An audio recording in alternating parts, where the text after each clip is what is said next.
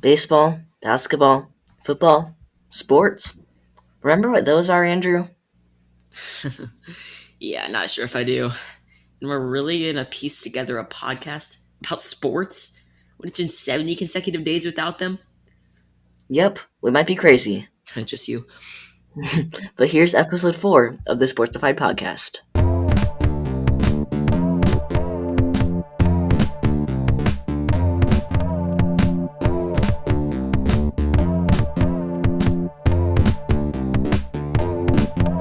Sportsified. Now for the weekly news update. To start, we have Talia Tagovailoa, brother to the 5th pick in the NFL draft, Tua Tagovailoa. Talia entered the college football transfer portal earlier this week, after a season as the third-string quarterback for Alabama. He committed to Maryland on Friday and will compete for the Terrapins starting quarterback job. Wow, there's really no more sports news in America, is there? Guess we gotta go overseas. Yep, overseas it is.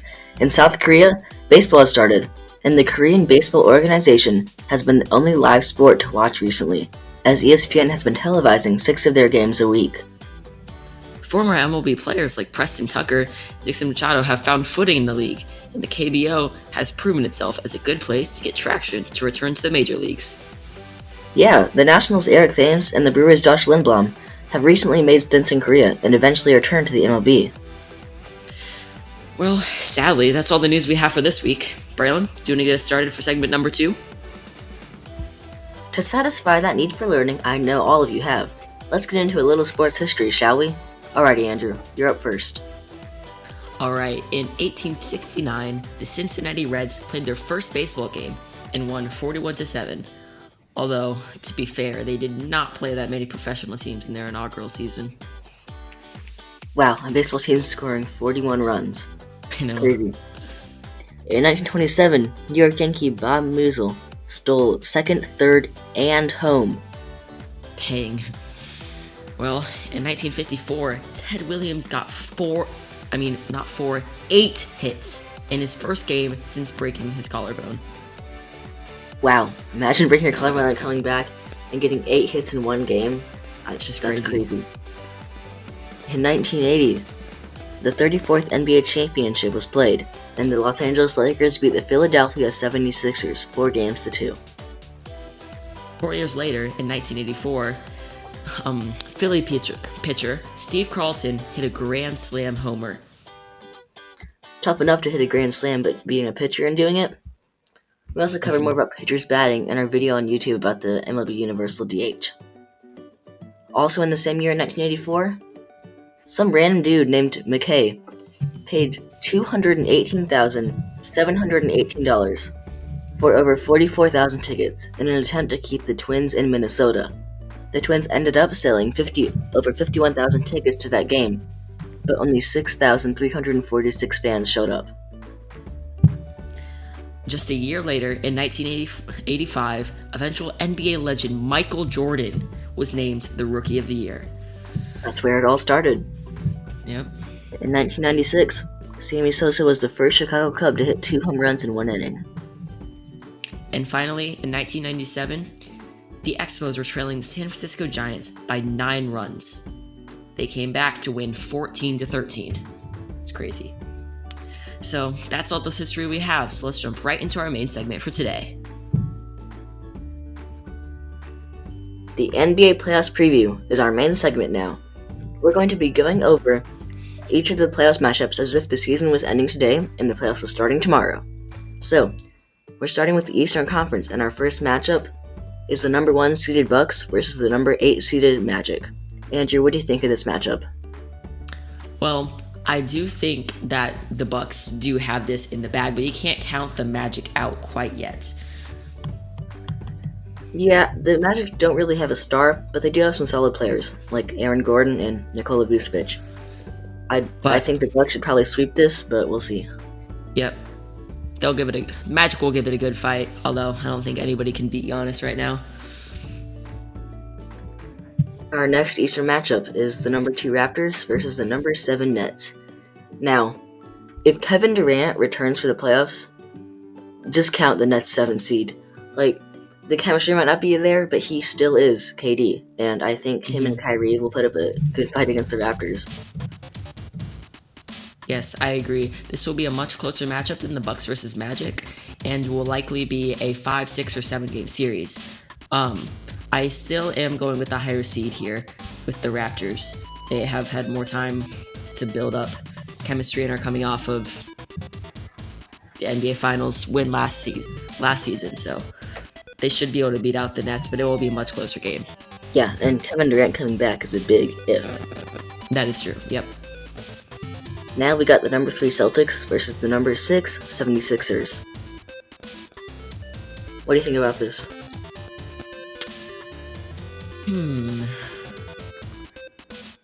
This is an intriguing matchup. The East is very strong this year, and this is, I think, the first matchup that's really tough. Well, yeah, not as good as the West, but that being said, the top teams are top tier teams. And so this will be a much better, I think as these go on, we're getting much better matchups as they, it's following the layout pretty well. Yeah, this is number 3 versus number 6, but I think it's a lot closer than that. Because, on the 76ers, they have how many All-Stars in that starting lineup? 4?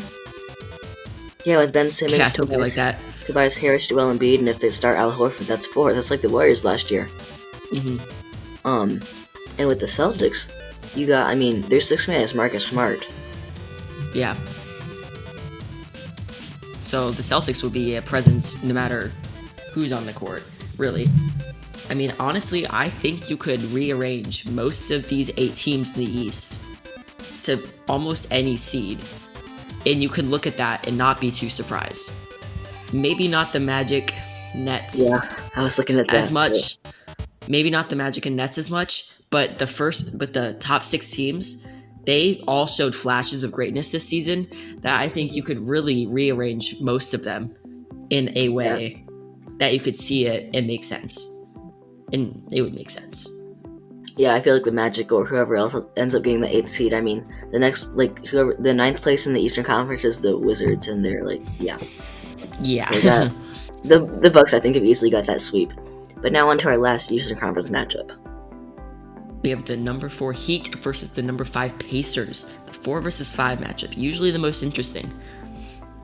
And this is pretty interesting. The Heat have been a big surprise this year. Kendrick Nunn, who would have thought? He was on the Warriors G League team last year. And the Pacers, Oladipo was returning. He came back, but he did not do too great. And I'm not sure if he can regain his stardom. But he still has good depth to that team that was doing just fine without him. So I think this would be a really good matchup. For sure. But Jimmy Butler should be interesting. Andrew, who do you say is your surprise team for this conference? My surprise team for this conference? I'm going to go with the 76ers, just because they're the 6th seed, and I think they could be higher. I'm going to say the Sixers. That's my pick. Their seeding did surprise me when I was looking at this. But the team I got is the Nets, only if Kevin Durant returns. If he doesn't, they're still a good team, but they can't take on the reigning champs. Now for the Western Conference side of the bracket, which, for the first time in 8 years, leaves out the Warriors. Yeah, this will be interesting without Golden State in there. But our first matchup is the number 1 Lakers taking on the 8th seeded Grizzlies. Now, they had a really good matchup during the regular season when Ja Morant absolutely went off on LA. And I think the Grizzlies won that game. But I'm not sure if Memphis can keep it up for a 7-game series. Yeah, I'm predicting this will be a 5 or 6 game series. I don't think it could be a 4-game sweep, but I do not think it will be, and it will not drag it out. It will not be dragged out for 7 games. But I do see the Lakers coming out on top. I would like to say I could see the Grizzlies beating the Lakers in 7 games and going on, but I don't think that's possible. Yeah, and even if they can, coming out of a win as big as the Lakers, it's going to be hard to keep that up in the second round. Yeah. Now the 2nd seeded Clippers versus the 7th Mavericks. I have no idea how Dallas is the 7th seed. Yeah, really. Watching Luka Doncic this year, you would believe they're title contenders, but apparently they're behind a lot of teams in this playoffs.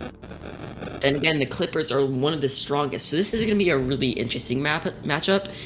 Similar story to the first matchup we just talked about, Lakers-Grizzlies, but this one I could actually see being a 7-game series potentially, depending on how well the Clippers play. Yeah, I mean, Kawhi is really good in the playoffs, and so is Paul George. Paul George is really clutch, but do you think there's a chance that the Mavericks win this? I think if there's an underdog chance in any of these matchups, I think the Mavericks have one of the better shots. Yeah, I would say that also. Yeah. Moving on, we got the Denver Nuggets with the 3rd seed versus the Houston Rockets at number 6. Okay, this is an interesting matchup. Again, I'm kind of surprised that the Rockets are the 6th seed. Yeah. There's a lot of weird seedings. Again, though, this Western Conference is stacked. Similar thing to the East, you could really rearrange any of these teams for the most part, and it would make sense.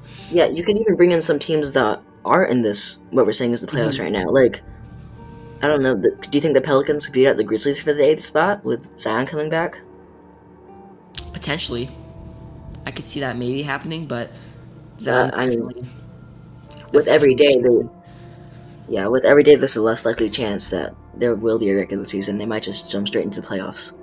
Yeah. Which would really stink if you're a New Orleans fan, but yeah. I don't know.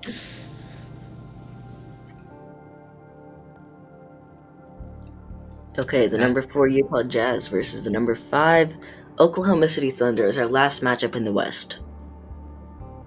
Okay. This is another interesting matchup. I'd say it's probably the weakest matchup of the 4 Western games. Yeah, in my opinion. I'm not really sure how the Jazz are the 4th seed.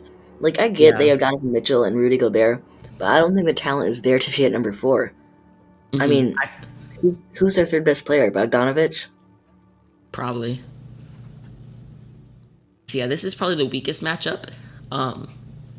But in part because it's so much of a weaker matchup, I do think it will be interesting to watch at least. But we'll see how it plays out. One thing is the Jazz don't really have a solid backup point guard, and the Thunder have a really good guard rotation of Chris Paul, Shai Gilgeous-Alexander, and Dennis Schroeder. So I think they could get up there with the guard bench matchup. Yeah. Kind of like Lou Williams in the playoffs. They could have that one guard off the bench that provides it what they need. Mm-hmm. Who's your surprise team here? I mean,